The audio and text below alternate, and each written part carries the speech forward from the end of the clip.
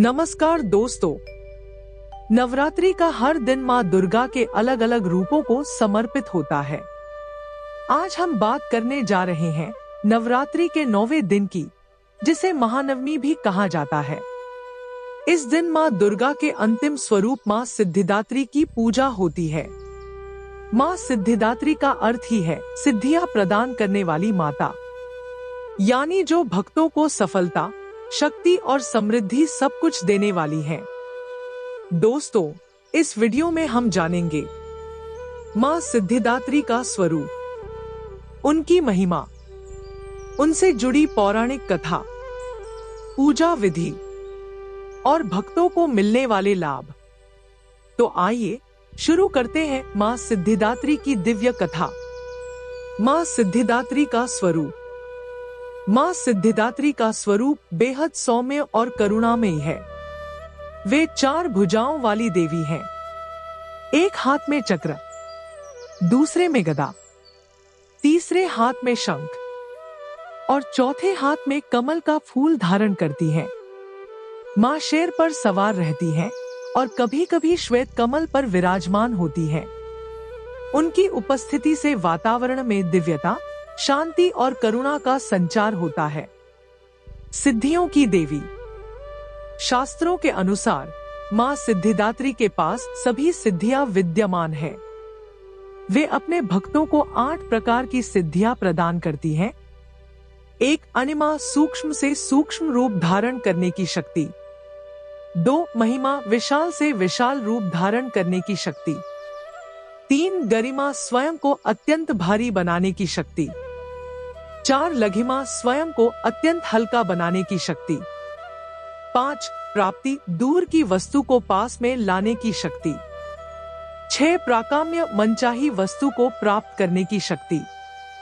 7. ईशित्व, दूसरों पर शासन करने की शक्ति। 8. वशित्व, सभी को वश में करने की शक्ति। कहा जाता है कि माँ सिद्धिदात्री की कृपा से ही देवताओं को उनकी दिव्य शक्तियां प्राप्त हुईं और वे सृष्टि का संचालन करने में सक्षम हुए। शिव जी और अर्धनारीश्वर रूप। अब आते हैं एक अद्भुत कथा पर। प्राचीन काल में भगवान शिव ने माँ आदिशक्ति की कठोर तपस्या की थी। उनकी भक्ति से प्रसन्न होकर माँ सिद्धिदात्री ने शिव जी को सभी सिद्धियां प्रदान की। माँ ने ही शिव जी को अर्धनारीश्वर स्वरूप का आशीर्वाद दिया, यानी उनका आधा शरीर पुरुष स्वरूप में और आधा स्त्री स्वरूप में परिवर्तित हो गया। यह दर्शाता है कि शिव और शक्ति एक दूसरे के बिना अधूरे हैं। सिर्फ शिव से सृष्टि संभव नहीं और सिर्फ शक्ति से भी सृष्टि अधूरी है। इसीलिए जब दोनों का मिलन हुआ, तभी संपूर्ण ब्रह्मांड का संचालन संभव हुआ। माँ सिद्धिदात्री की कृपा से देवताओं को शक्ति। दोस्तों, यह भी कहा जाता है कि ब्रह्मा, विष्णु और महेश तीनों देवताओं को अपनी अपनी शक्तियां माँ सिद्धिदात्री से ही मिली। ब्रह्मा जी को सृष्टि की रचना का सामर्थ्य मिला। विष्णु जी को पालन और संतुलन की शक्ति प्राप्त हुई और शिव जी को संहार का सामर्थ्य प्राप्त हुआ। अगर माँ सिद्धिदात्री न होती तो यह सृष्टि कभी भी अस्तित्व में नहीं आ पाती। इसलिए इन्हें सृष्टि की आधारशिला भी कहा जाता है। नवमी का महत्व और परंपरा। नवरात्रि का 9वां दिन यानी महानवमी बहुत खास होता है। इस दिन माँ सिद्धिदात्री की पूजा करने से भक्त को सभी दुखों और रोगों से मुक्ति मिलती है। हिंदू घरों में इस दिन कन्या पूजन और हवन का आयोजन किया जाता है। 9 कन्याओं और एक छोटे बालक, लंगूर, को भोजन कराया जाता है, क्योंकि मान्यता है कि इन कन्याओं में स्वयं माँ दुर्गा के 9 स्वरूप विराजमान होते हैं। कन्या पूजन के बिना नवरात्रि की पूजा अधूरी मानी जाती है। माँ सिद्धिदात्री की पूजा विधि। सुबह स्नान करके घर और पूजा स्थल को पवित्र करें। फिर माँ की प्रतिमा या चित्र को लाल कपड़े पर स्थापित करें। दीपक जलाएं और धूप दीप से आराधना करें। माँ को लाल फूल, चंदन, अक्षत और प्रसाद अर्पित करें। ऐ हरि क्ली चामुंडाय विच्चे मंत्र का जाप करें।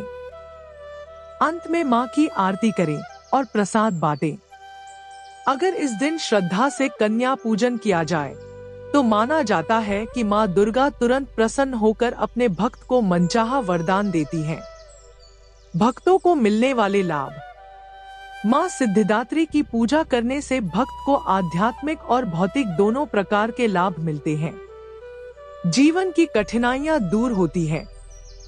परिवार में सुख शांति का वास होता है। साधक को ज्ञान और आत्मिक शक्ति प्राप्त होती है। और सबसे बड़ा लाभ यह है कि माँ की भक्ति से मोक्ष का मार्ग प्रशस्त होता है। समापन।